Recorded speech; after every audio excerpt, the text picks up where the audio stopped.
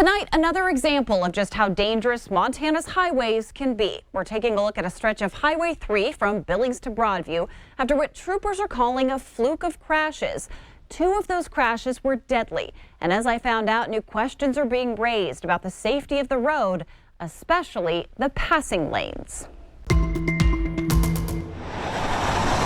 When it comes to Montana's most dangerous highways, this isn't one of them. We don't get a lot of calls on this roadway. Then July hit, leaving troopers concerned. I'm concerned anytime there's a serious injury crash.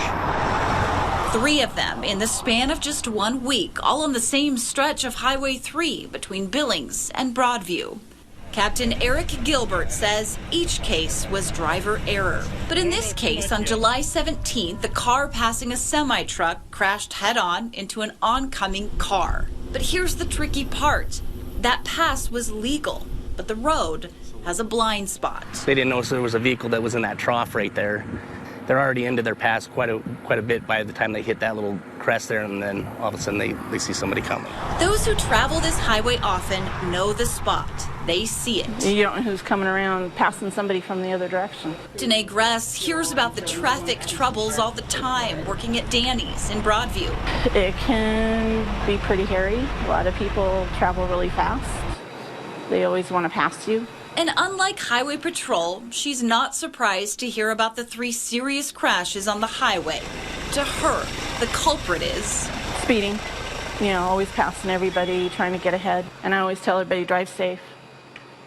Gilbert echoes that message, but says Highway Patrol doesn't decide where to place passing zones. Instead, the Montana Department of Transportation and local authorities may decide. I reached out repeatedly to MDT for clarification. I'm still waiting for an explanation on the process for changing a passing zone. While Highway 3 might not be considered a dangerous Montana highway, now it's sure starting to turn some heads. And this passing lane in particular might be worth a second look. Do you think it's safe? Well, obviously it's not, because we had a crash there. Obviously it never hurts to have somebody come out and double check it and look at it and do a study on it. That blind spot sits at mile marker 14, and Montana Department of Transportation data shows 2 crashes at that mile marker in 2020, another one just last year in July, in addition to this most recent one. Captain Gilbert says if you drive this route, remember, even if it's legal to pass, it might not be safe to do so.